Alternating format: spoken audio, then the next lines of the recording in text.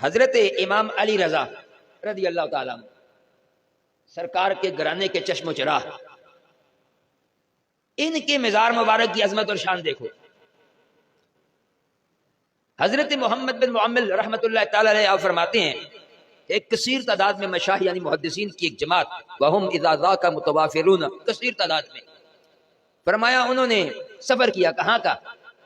الی زیارت قبر علی ابن موسیٰ الرضا بطوسا۔ طوسا یہ مقام ہے جہاں حضرت امام علی رضا کی قبر مبارک ہے، آپ کا روزہ مبارک ہے۔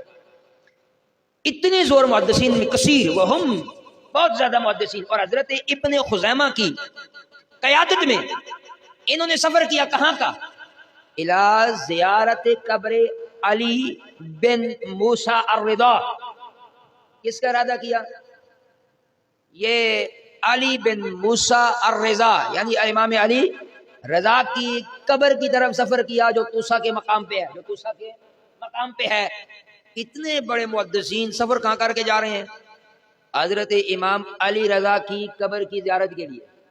کس کے لیے؟ زیارت کے لیے۔ کیا انہیں نہیں پتا تھا کہ 3 مجاز مساجد کے سوا کسی طرف سفر نہیں کرنا؟ محدثین نہیں جانتے تھے؟ جن کی آج تشریحات پڑھ پڑھ کے تم حدیثوں کو سمجھ رہے ہو، جن سے تم علمی فائدہ حاصل کر رہے ہو، وہ محدثین کی ایک جماعت امام علی رضا کی قبر کی طرف گئی۔ اب انہوں نے کیا کیا؟ تہذیب التہذیب کے اندر یہ بات موجود ہے۔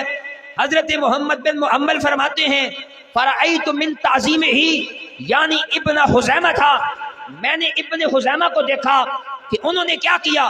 من تعظیم ہی، حضرت امام علی رضا کی جو روزہ مبارک تھا ان کی جو تعظیم انہوں نے کی، لتلک البقعۃ، بقعہ کہتے ہیں گنبد کو، مزار کو، فرمایا جتنی تعظیم حضرت ابن خزیمہ جو وقت کے محدث ہیں انہوں نے حضرت امام علی رضا کی روزہ مبارک کی تعظیم کی، وتواضعہ لہا وتضرعہ عندہا، فرمایا اور جتنی عاجزی اور انکساری کا اظہار کیا، کہتے ہیں ہم تو دیکھ کے ہی حیران رہ گئے، ما تخیرنا، ہماری تو حیرانگی کی حد ہی نہ رہی کہ اتنی تعظیم، اتنی عاجزی اور انکساری ان کے روزہ مبارک کے سامنے۔ یہ کرنے والا کوئی عام نہیں، وقت کا محدث ہے۔ اس سے کوئی یہ نہ سمجھ لے کہ جناب سجدے کی حالت بنا کے قبر کو چومنا شروع کر دے کہ جی محدثین نے بڑی تعظیم کی ہے۔ ہاں یہ بات یاد رکھے بھائی، ایسا کام بالکل ناجائز ہے۔ آج یہی چیزیں دیکھ کے لوگ ہمارے اوپر فتوے لگاتے ہیں، وہ دیکھو جی یہ قبر کے سامنے سجدہ کر رہے ہیں۔ یہ بالکل یہ انداز نہ بتایا کرے، سجدے والی حیت بنا کے قبر کو نہ چوما کرے۔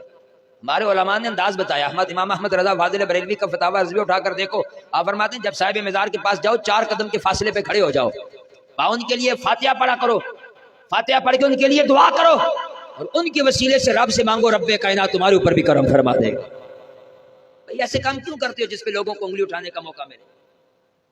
نہ ہی کسی ولی نے کہا ہے کہ آگے میری قبر کے سامنے سجدہ کر کے اسے چومو، اور نہ ہی ہمارے علماء نے تو اس کو حرام کہا ہے قبر کو سجدہ کرنے کو۔ اعلیٰ حضرت نے تو اس پر پورا رسالہ لکھا ہے۔ تو اگر کوئی جاہل ایسا کام کرے تو اس سے ہمارا کوئی تعلق نہیں ہے۔ بوسہ دینا ایک اور چیز ہے، اس سے بھی علماء نے منع فرمایا، لیکن بعض علماء جواز دیتے ہیں کہ یہ جائز ہے بوسہ دینا اگر کوئی دے تو، لیکن بہتر یہ کہ آپ 4 قدموں کے فاصلے پہ کھڑے ہو جائیں، وہاں صاحب مزار کی طرف توجہ کر کے ان کے لیے فاتحہ پڑھیں، رب کے ہاں ان کے حضور دعا کریں اور اپنے لیے بھی دعا کریں، اللہ رب العزت مہربانیاں فرما دے گا۔ انہوں نے اتنی تعظیم کی ادب کی دربار کا، اور حضرت امام علی رضا کا دربار کی شان کیا ہے؟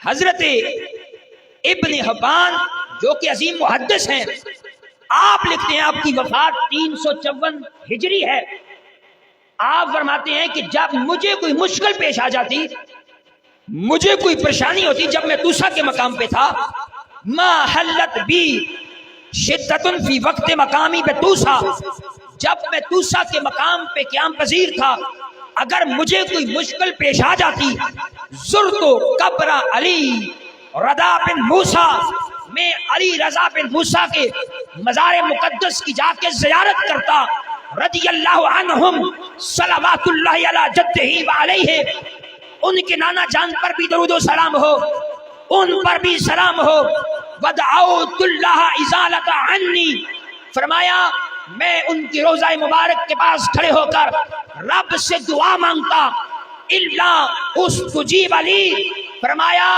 ان کے روزے کے پاس کھڑے ہو کے دعا مانگتا تھا، ابھی ہاتھ نیچے نہیں آتے تھے، وزالت عنی تلک الشدہ، ادھر کھڑے ہو کے دعا مانگتا تھا، جس حاجت کے لیے دعا مانگتا تھا اللہ میری اس حاجت کو پورا فرما دیا گیا، اللہ تعالیٰ میری اس حاجت کو پورا فرما دیتا تھا۔ تو یہ اولیاء اللہ کا طریقہ ہے محدثین کا کہ وہ اللہ کے مقبولوں کی بارگاہ میں جا کے فاتحہ پڑھ کے ان کے لیے دعا کرتے اور ان کی برکت سے اپنے لیے بھی دعا مانگتے، اللہ تعالیٰ مشکلیں آسان فرما دیا کرتا تھا۔